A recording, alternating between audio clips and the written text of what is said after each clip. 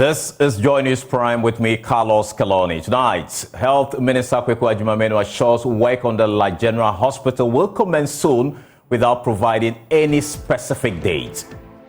The contracts have shown a very clear willingness and commitment to work, and we trust that this project will be carried out in earnest and completed within the 24-month duration as originally stated. Let's listen to what Kweku Adjumamenu told Parliament in 2021. Since the ministry does not control that activity, it will be difficult for me to give a very specific point in time. All I can say is that it will be very soon. More from Parliament, where NDC MPs have been cheering into the minister's statement as empty. And Organised Labour secures 23% increase in public sector base pay, with the minimum wage also going up by 22%, less than 24 hours before the finance minister presents the 2024 election year budget. The minimum wage be reviewed upwards by 22%. We have concluded that the national base pay be increased by 23%. Already, the Civil and Local Government Staff Union is serving notice. Government must be prepared to pay even more when they next sit to negotiate. Since 2010. And I should say that this is the most difficult one. They have jobs on but we have resolved that this must change. Next round of negotiations, government should have enough money to even give us double living wage. Also, the president of the Ghana Catholic Bishops' Conference, Reverend Matthew Kwesi Jemfe, says massive uncontrolled corruption is suffocating Ghana. What about the impunity and arrogance of some politicians and their defense even of corruption? I see, because we place you in power, we should worship you. Thank you so much for joining us here on Joy News Prime. My name is Carlos Caloni. Now let's begin from the Ministry of Health, where the Minister for Health, Kweku Adjumamenu, says work on the demolished Light General Hospital will commence soon, although he failed to provide any specific timeline. The minister was held before the House after the MP for the Dade Kotopon delivered a statement on the floor over the lack of action last week. According to the Kweku Adjumamenu, now the project cost has been revised from 68 million euros to 50 million euros, and the finance minister has identified a financing source for the project.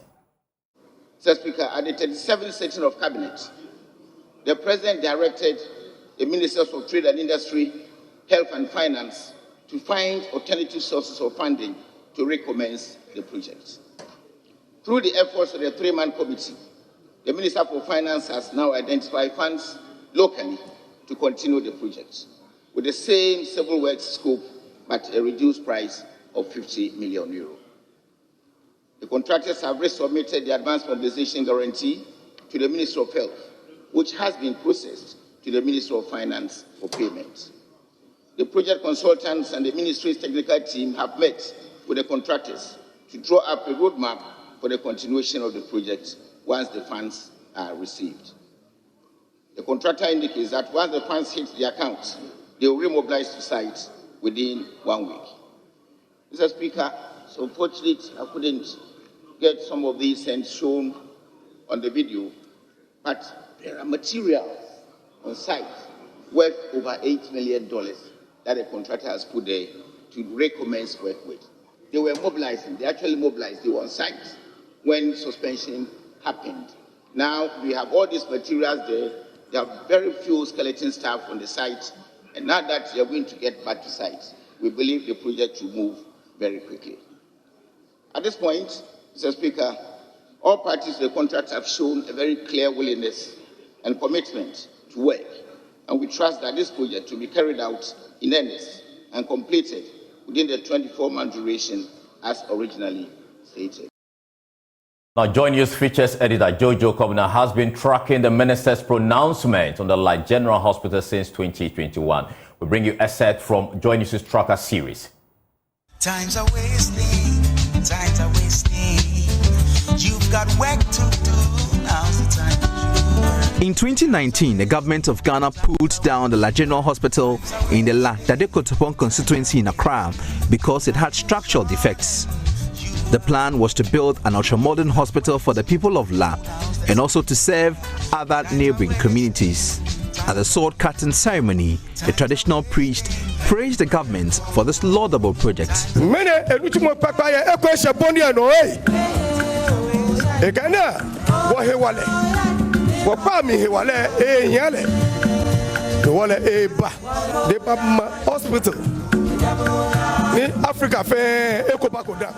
This redevelopment project is being financed by a credit facility from the Standard Chartered Bank of the United Kingdom with an export credit guarantee from Sinosure of the People's Republic of China to the tune of 68 million euros with an insurance cover of 3,860,000 euros.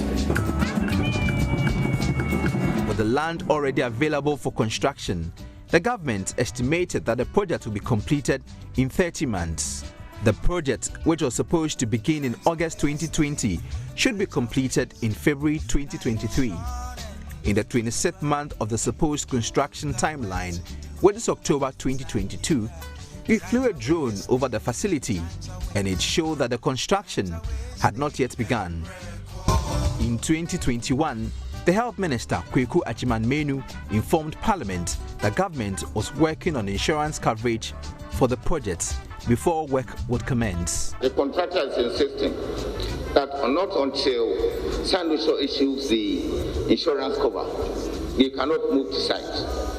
And therefore, Finance Minister has been informed, they are engaging, and the indication is that that problem will soon be resolved. And since the ministry does not control that activity, it will be difficult for me to give a very specific point in time. All I can say is that it will be very soon. In February of this year, the Health Minister again explained that the project had been delayed due to COVID-19 and other factors. He promised that work would start soon. We went through regulatory processes, but we faced challenges with COVID and some insurance challenges in China that stopped us from working. Now they are back on site, but because of the lockdowns and travel restrictions and so many things, even those who were giving us the money to come to do, bankers were not going to work outside, not only here in our country. So that has slowed down our activities. You be roaming. You know there's a vacancy and then that is it. Ghana, we are suffering now. It is very hard to make ends meet. I mean, as a family man, to survive, it's not easy at all. What kind of country are we running in? Many presidents crying. A small girl, okay, in Halle. Sword, if I cut sword, yeah.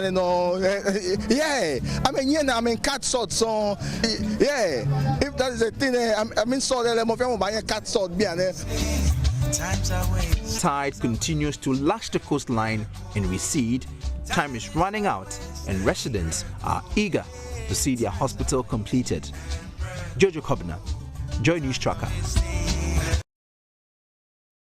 So the big question is, how soon is soon? Do you feel assured by the minister's soon promises? Now let's go to Facebook to look at what some Ghanaians have been saying about this particular issue, and there you have it. And work on La General Hospital issue has been trending in the news, and you see Philip Agbekodo says, liars, how soon is the soon? Government of slogans, and he used some words we cannot use yet. And then you see Leslie Fiadoyo, he said that I blame the news outlets in Ghana for continuously covering mere promises. If these media houses refuse to publish empty promises until they are actually carried out, the politicians will then sit up. Then we have Delali also there saying, he's telling lies. And Gananye says their soon is like 50 years.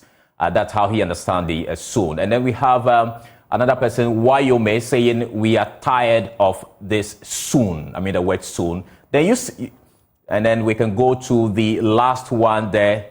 I think, let me go to Yusuf. He says, another jokes and then we have a bigger GH, also Ajana 1, Ajana 2. As to what that means, I really don't know. So these are some of the comments from social media, how they understand the ministers soon. But the MP for Ladade Kotopon, Rita Odole Soa, is not enthused. She is concerned the revision of the cost of the project will mean a significant downscaling of the scope of the work. The initial contract sum for the project was 68 million euro, and now they have scaled it down to 50 million euro. So does it mean that the drawings they show to the good people of Dade Kotopon, they are going to bring the drawings to another level? And then the other, Right Honorable Speaker, the majority leader also, when I did my statement, he also said because of the IMF, they couldn't contract the loan for the project. Mr. Speaker, the lies have been too many, and as we speak now, I want the Honorable Minister for Health to tell the good people of Ghana and to tell the good people of Dade Kotopon as and when the project is actually going to start and what type of project are they going to put in place for the good people of Dade Kotopon. Because from 68 million euro, you have now come down to 50 million euro. Mr. Speaker, we the good people of Dade Kotopon, we need a health facility, and we want the facility that they promised the good people of Dade Kotopon to be built for us. And so we are calling on the House to support the good people of Dade Kotopon that the 50 million euro that is now referring to, compared to the 68 million euro, what projects are they going to put up for the good? Now, minority spokesperson on health, Aminta Akando, describes the minister's statement as empty.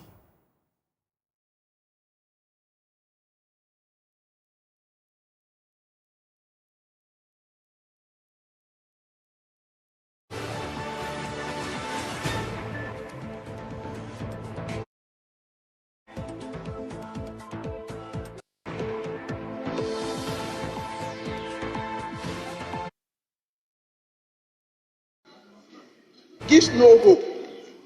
In fact, he has actually said nothing. The Speaker, by the actions and inactions of the government, it clearly means that they were not committed to the project. If you go to page 3 of his own statement, the Speaker, item 18, the project was suspended due to issues with insurance cover from Sinosure. And the Speaker, that was from September 2020 to October 2021, taking you almost a year to deal with issues of insurance. Almost a year. So, as we speak, I thought that the minister was coming to tell us that they have money, they've paid mobilization, contractors are going to site. We were preparing to hear this positive news, only to come and tell us. Clearly, government is even uncertain about when the project is even going to start. And I don't know whether to believe the minister at this moment because of what he has told the people of this country in the past. This is not a position NPP MP for Anyaso Tom, Dr. Dixon Adomaku agrees with. In his opinion, the government is doing enough to show the people of La that a hospital will be constructed. Integrity of the La General Hospital was troubled, and I really think that sets the record straight on the reason and the reasons behind why the building was brought down. Now, secondly, what has become so obvious is that the House admitted to that key thing that we needed to bring it down. And that is also a very powerful thing. Now, per the record, the Member of Parliament for Ladade Kotopon received numerous calls by the citizenry about the state of affairs with La General. And that is a fact that cannot be disputed. Now, beyond that, what needs to be taken from today's discussion is that truly it was the right decision that was made to bring the building down. Now, beyond that, we have been told today that this issue is a front burner issue for the President and, for that matter, the Minister of Health. Now, former minority leader Haruna Idrisu says government owes the people of La an apology. Speaker, to stand on behalf of the people of La and their member of Parliament, Rita, to dismiss the lame assurances from the Honorable Minister for Health, that his statement fails to inspire hope. It fails to inspire confidence in the people of La and the people of Ghana that government means well when it pledged and promised them a hospital. Mr. Speaker, it is only in Ghana that we don't quantify the harm and the hurt that the demolition of the hospital have caused the immediate environs of La.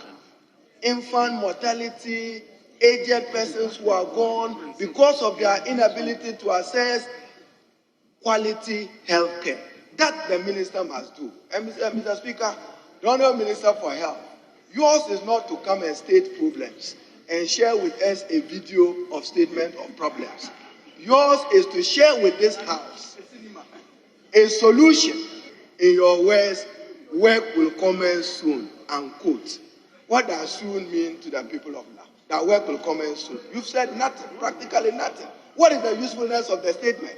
You say work will commence on Friday and that contractor will be mobilized to site, and that any lives lost is attributed to irresponsibility on the part of people to which we have trusted the governance of the country. Thank you, Mr. Speaker.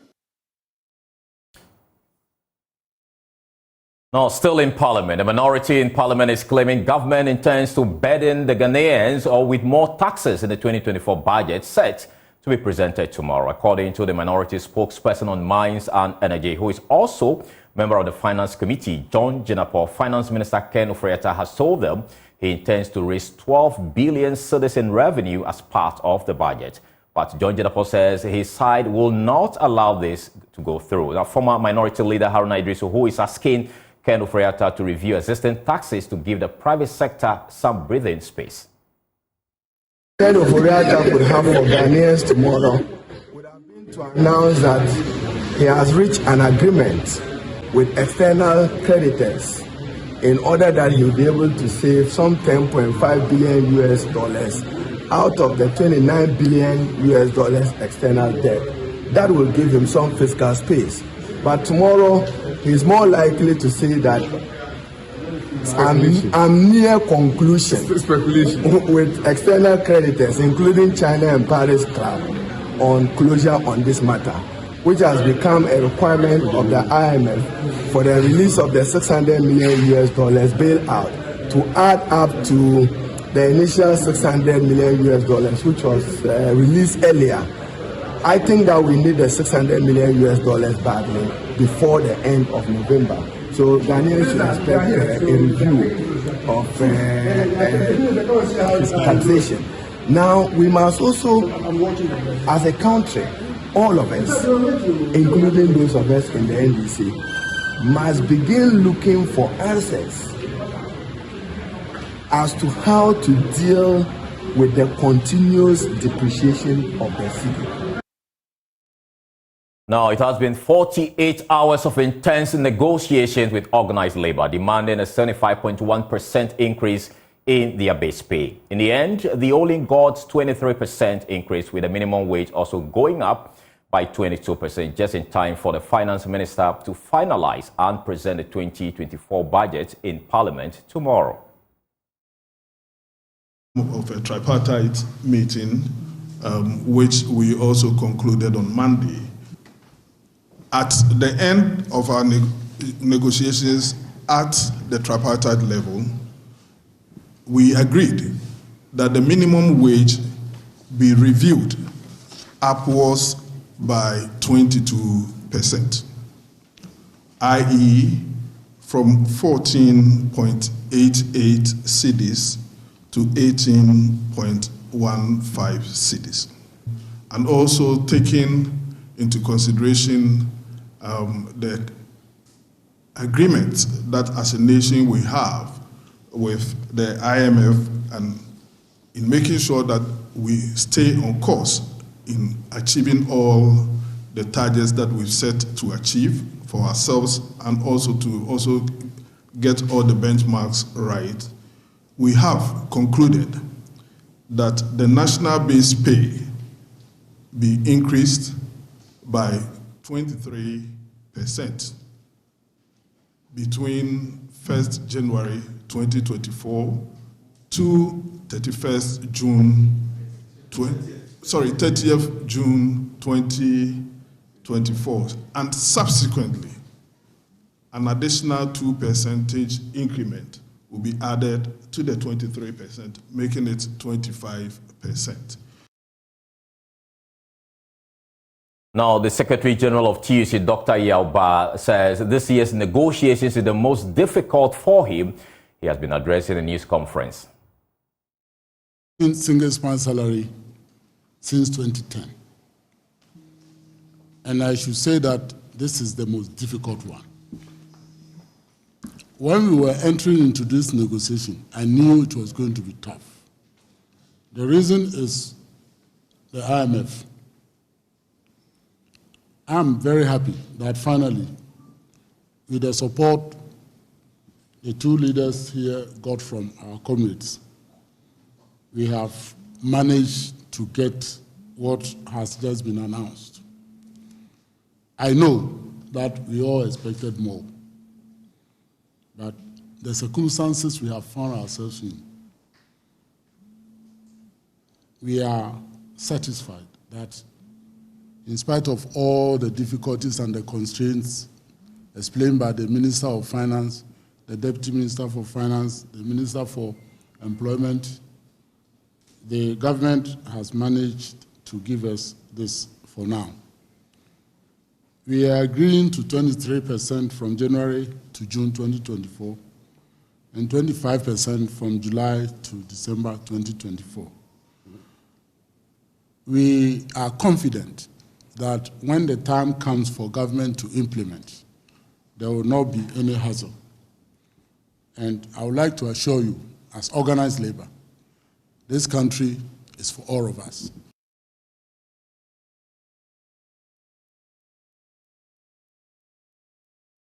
Already, the Civil and Local Government Staff Union is serving notice government must be prepared to pay even more when next they sit to negotiate. We've been asking for a living wage.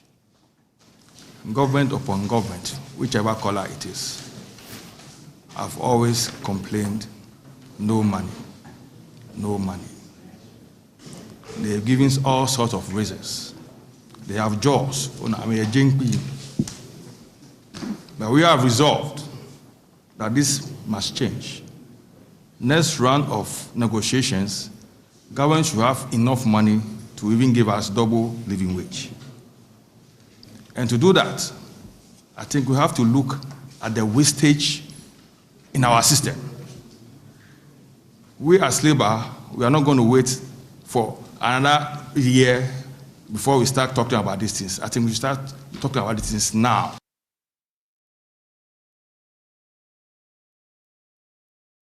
My colleague Aze Kofi Ajay joins me in the studio with more. But let's look at the agreement that has been signed, which is on your screen now.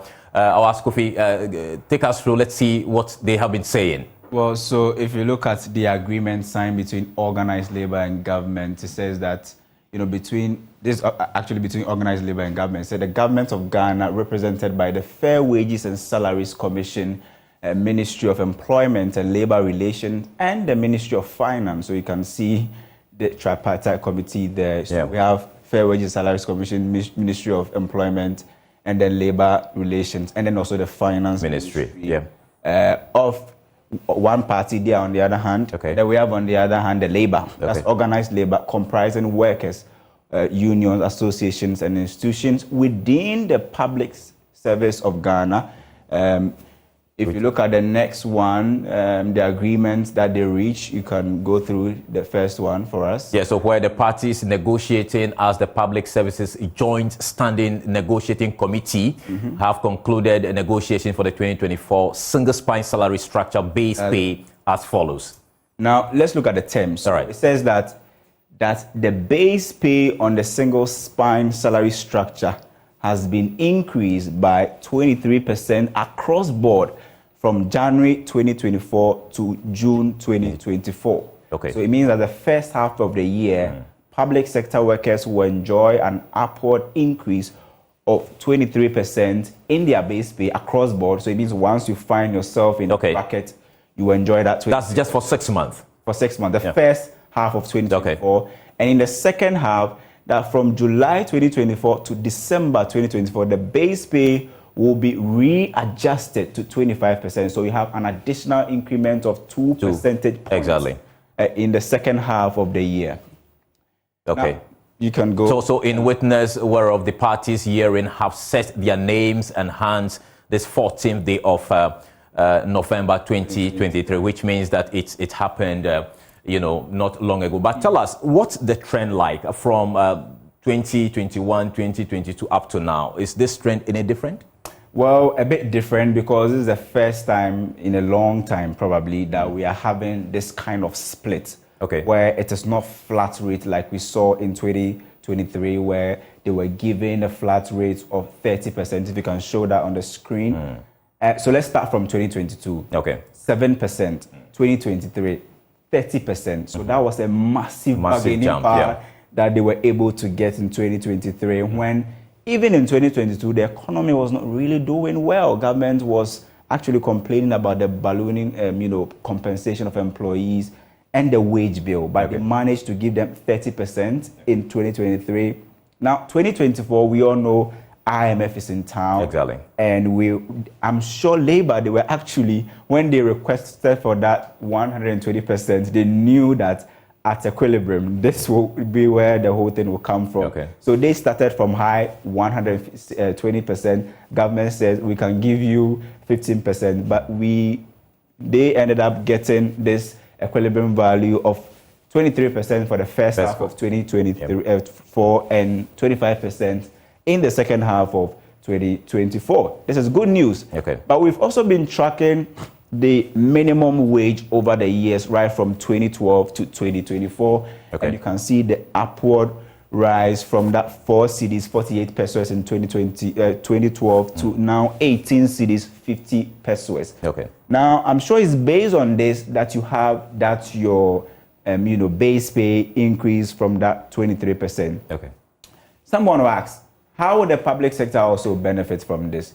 Now, this is the minimum wage. It means that below this wage, nobody should be paid per day below this. That's the private sector? The private, not just private sector, but both private and public sectors. So this is also good news for the private sector because the minimum ceiling has now been set from that 14 cedis 88 pesos to now 18 cedis 50 pesos. So when the private sector is also taking some wage negotiations into consideration, they will now consider in 2024 18 cedis 50 pesos rather than the 14 cedis 88 pesos. That's the trend over the year. So it's not just some good news for public sector workers, but also private sector workers will also be looking at this new minimum wage and say, now we can go and bargain for more. Sure.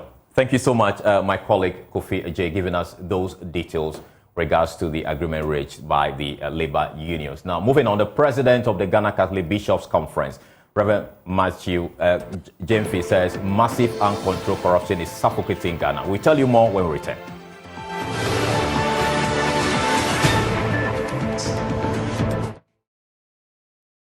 Politicians and their defense even of corruption. See, because we place you in power, you should worship you.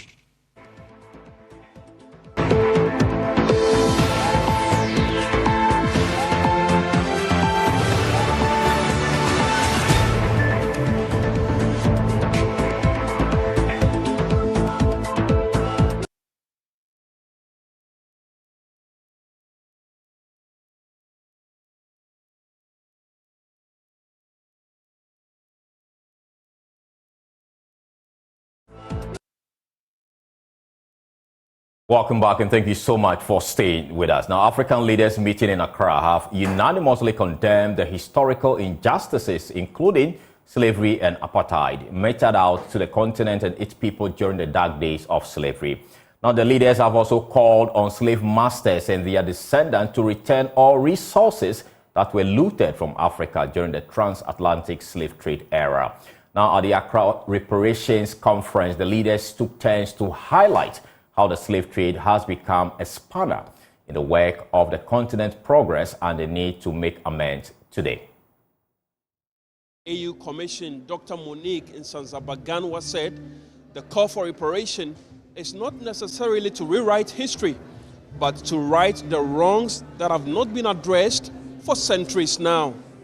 The demand for reparations is not an attempt to rewrite history or to continue the cycle of victimization. It's a call to recognize the undeniable truth and right the wrongs that have gone unpunished for far too long and continues to thrive presently. Reparations demonstrate our shared commitment to justice. Chairperson of the African Union, His Excellency President Azali Assoumani of the Union of Comoros said, slavery has done irreversible harm to the African. He explained the scope of the reparation the African Union is asking for.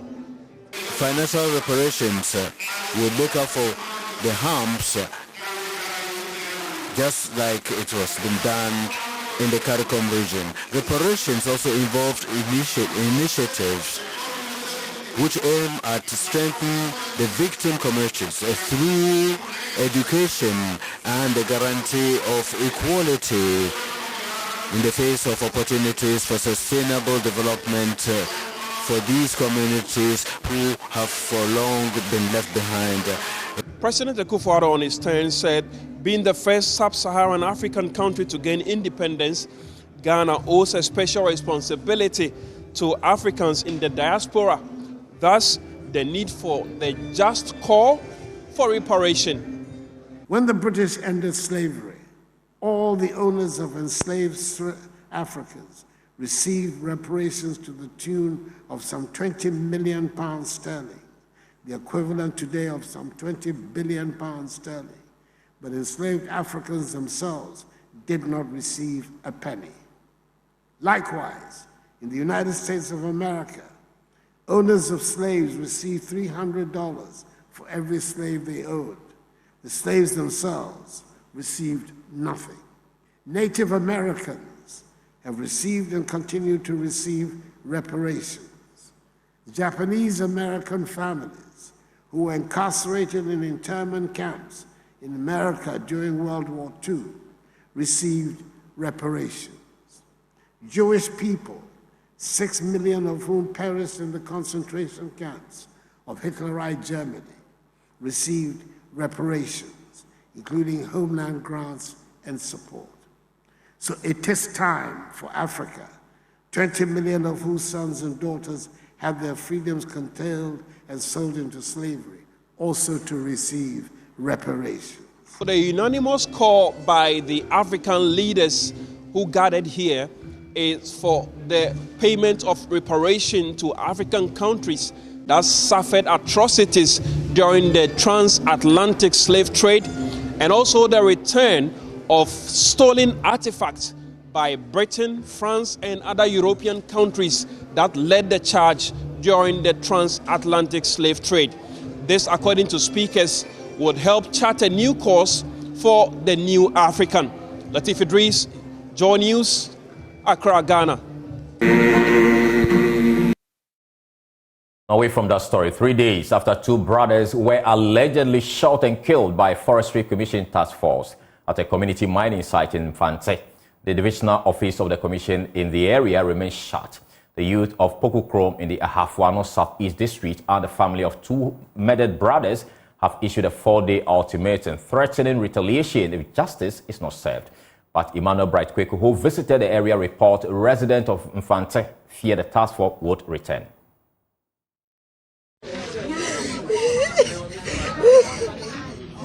A saddened mother, a sister left in excruciating pain.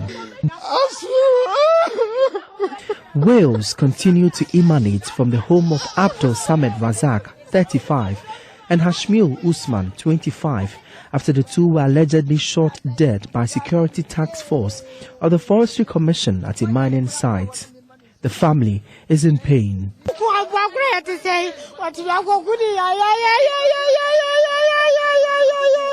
You've killed a human like animal.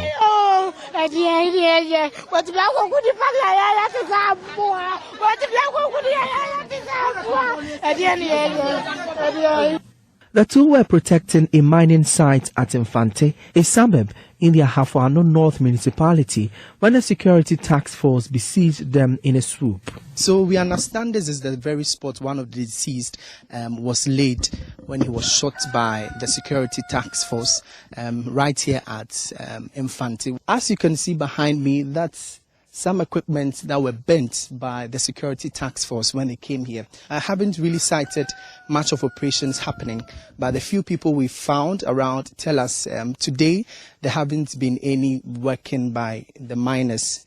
The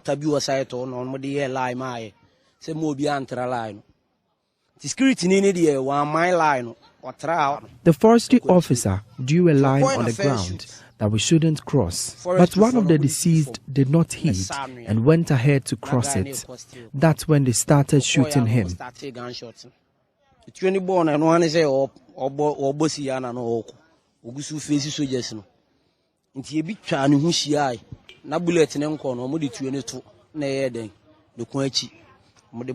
They shot severally, but he survived them. So they surrounded him and hit his neck with the backstock of their gun. The other was shot from behind through his skull.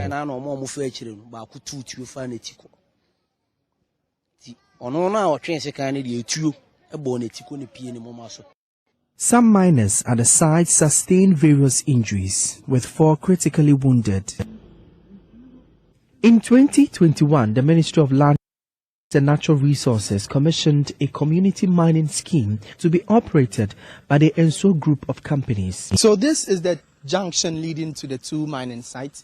On my left is a route to the Enso group of companies mining site under the Infante community mining scheme.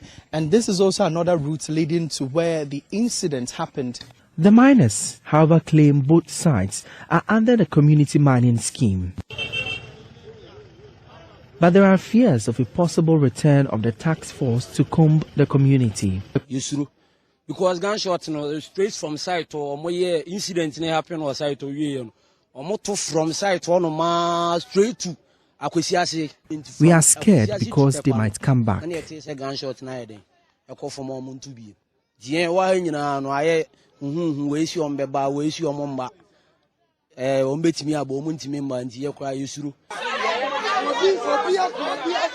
Back at Pokukrum, there is seeming tension as families of the deceased and the youth threaten to avenge the killing.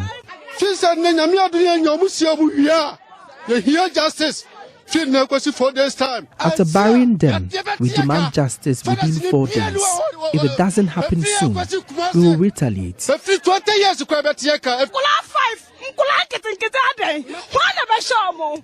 He left behind 5 children.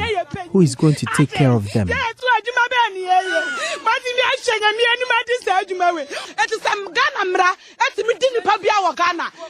If the laws are working, it must work for us too. Else, Forestry Commission officers will not operate in this constituency.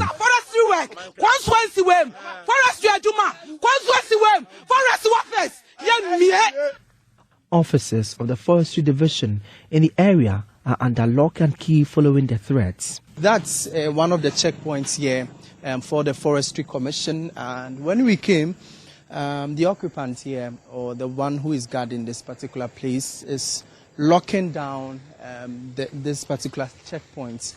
He tells me he fears that the miners can come around and then attack him, and that's why he's locking this particular facility. We understand that throughout the day, officers here at the Forestry Division of Mankranso have not been at post today. They've locked the offices and nobody came to work today. We understand the checkpoints along this particular stretch too. The officers who were supposed to be at posts were also not around. Meanwhile, the Ashanti Regional Police Command is probing circumstances leading to the gun attack and consequent death of the two. For Joy News, my name is Emmanuel Bright Kweku. Now, the president of the Ghana Catholic Bishops' Conference, Reverend Matthew Kwesi Jemfe, says massive uncontrolled corruption is suffocating Ghana. Now, speaking at the opening ceremony of the 2023 Plenary Assembly in the Sunyani Diocese, Reverend Jemfe expressed concerns over the country's persistent impoverishment, despite its status as an oil-producing country. Now, he emphasized the debilitating impact of uncontrolled corruption, stating that it seems to be pervasive and almost legalized.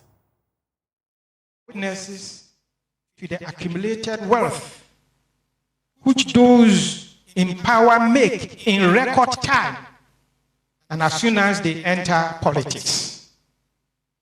Ghanaians, we look on helplessly because those in authority are protected by the so-called constitution to do what they do. And they are never prosecuted, they are not punished. Because the politicians there protect their kind. They have liberty to listen or not to listen, to accept correction or not. And they do so, and nobody can do anything to them.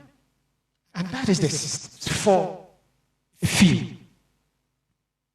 So how long are we going to bear this? There have been no significant positive changes in our economy since we became an oil-producing country. What is the difference between when we got oil and now? Now, striking jurors in the Ashanti region say they will not resume work at the High Court despite the government paying part of their outstanding arrears. Now, the Judicial Service has since March 2022 failed to pay the allowances which are calculated based on the number of hearings attended. Now, the absence of jurors has affected criminal cases in the High Court in the region, including the case in which a police inspector is accused of killing his girlfriend at Idum in Kumasi. Albert Aka, the general foreman, tells Ohimi Tewie of our security desk that only a show of commitment from the government will compel the striking jurors to resume duties. We were expecting that after the vacation, legal vacation, they will be giving something. And after the legal vacation, there's nothing. And they said no, then they don't have money to come to the court. And don't also forget that if 3 jury members are not there, the number of court that we serve, if he is not with this case, he is with another case. So if 1 jury is not there, meaning we lose about 10 cases within a day. So we held a meeting. The meeting was held on the, I think, 2nd November. And they all agreed that until we receive our allowance, they can come to court. Others stay far from Kumasi. Others take 3 cars before coming to court. Then after closing, they take 3 cars back home. Where do they get this money from? You're still watching Joy News Prime with me, Carlos Calone. We take a short break. We'll return with Showbiz. Stay with us.